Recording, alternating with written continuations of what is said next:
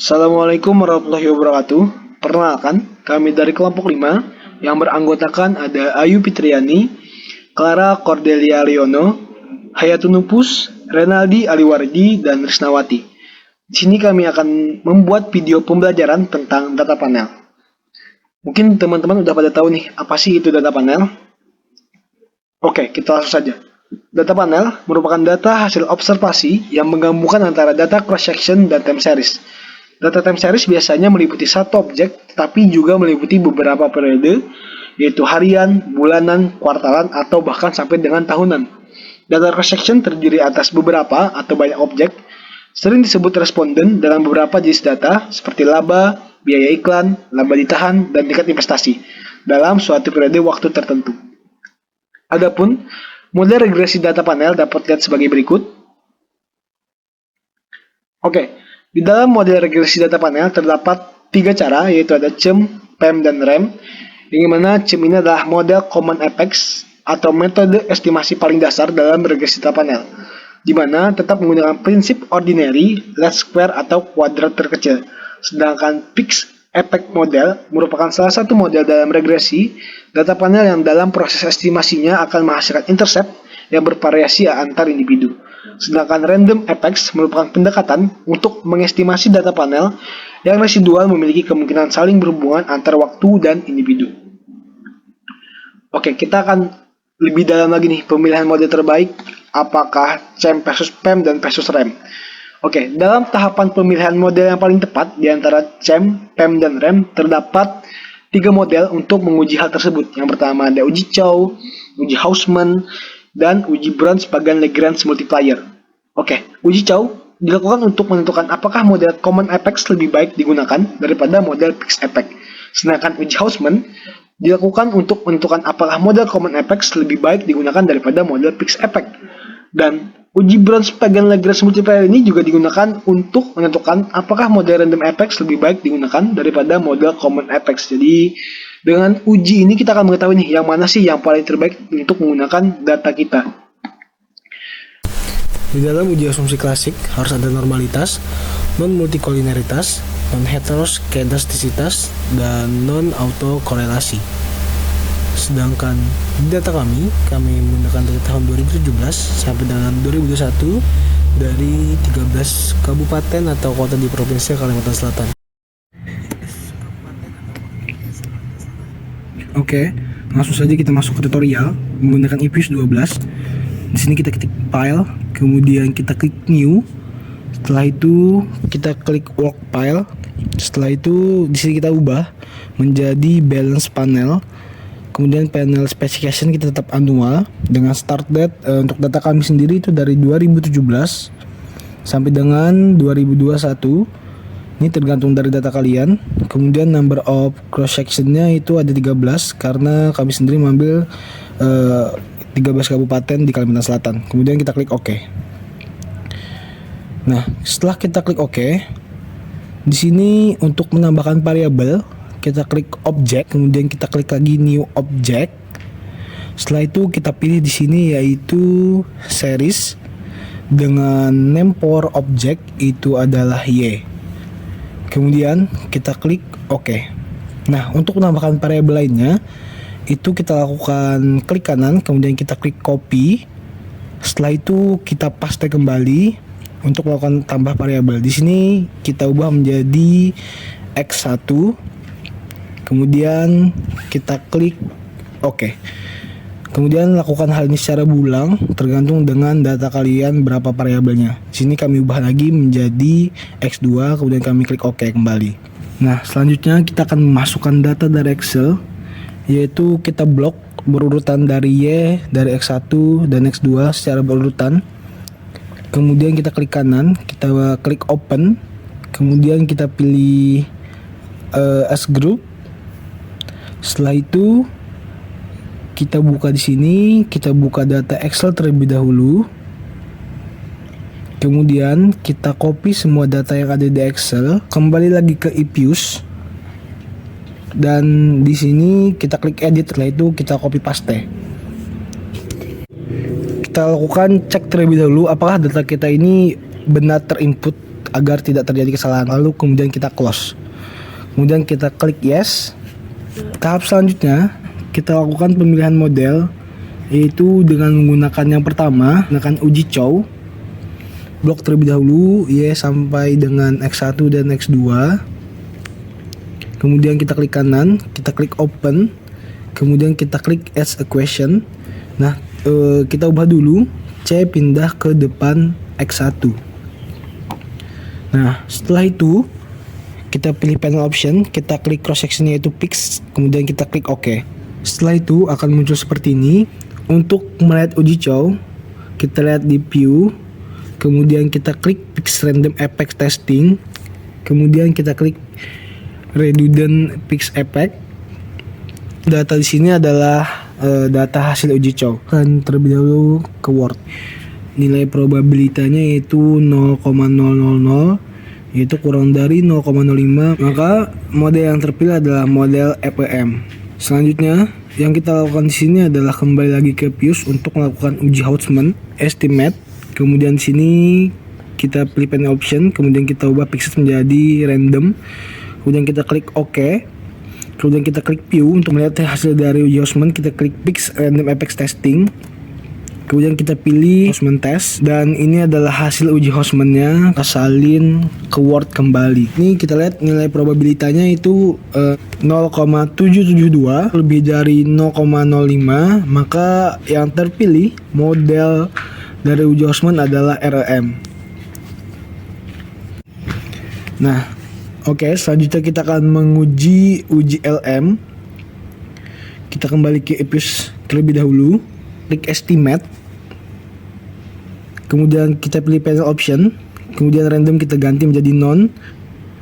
Untuk melihat LM itu sendiri kita klik view kembali. Setelah itu kita pilih fix random effects testing, kemudian kita pilih replayernya, dan ini adalah hasil dari LM itu sendiri. Nilai probabilitanya yaitu sebesar 0,00 yang ada sebelah kiri paling atas. Pengkopian ke Word, nilai probabilitanya itu adalah 0,000 yang kurang dari 0,05. Maka yang terpilih adalah model RAM. Berdasarkan hasil uji cow, uji Houseman dan uji LM, model terbaik dalam penelitian ini adalah model RAM. Kita kembali ke EPUS, yang data ini kita X terlebih dahulu karena yang terpilih di sini adalah model RAM. Maka kita akan melakukan pengujian yang sama terkait dengan model RAM itu kembali. Yang kita lakukan blok, kita klik open, kemudian kita klik add equation, pindah C ke depan X1, klik panel option, kita ubah non ini menjadi random.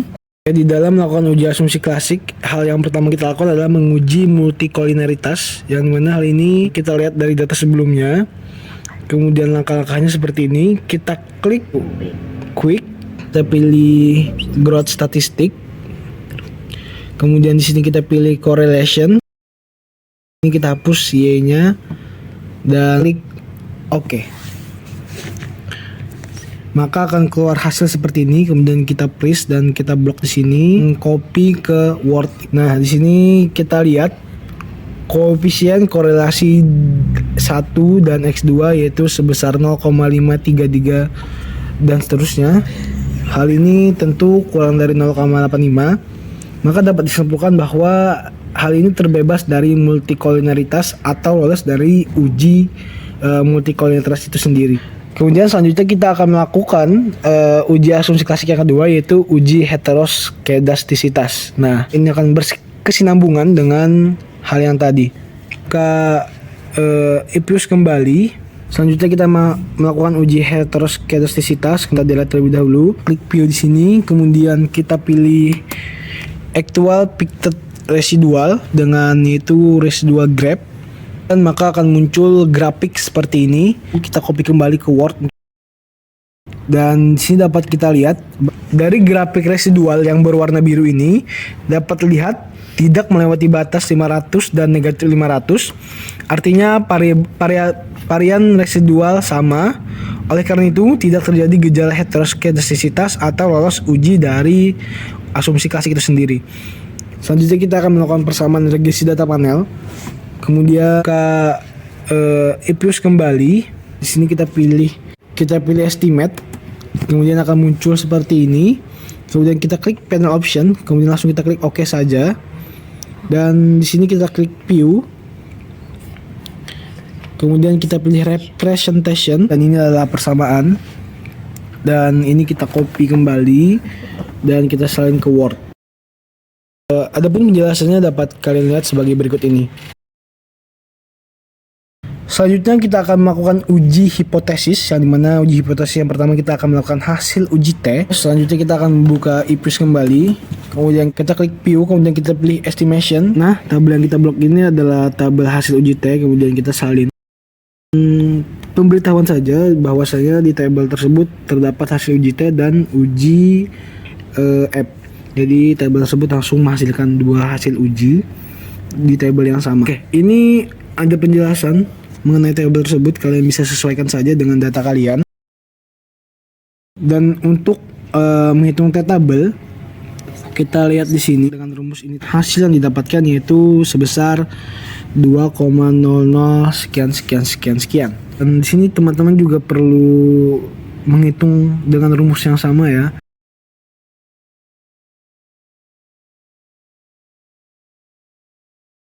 Ya, jadi kita lihat di sini bahwasanya dua variabel ini saling berpengaruh terhadap variabel Y ya. Dan selanjutnya kita akan melakukan hasil uji F. Kita kembali ke IPUS kembali. Seperti yang sudah saya jelaskan tadi bahwasanya di tabel ini kita akan melihat dua uji yaitu T dan F, maka kita tinggal melakukan copy paste pada tabel yang sama.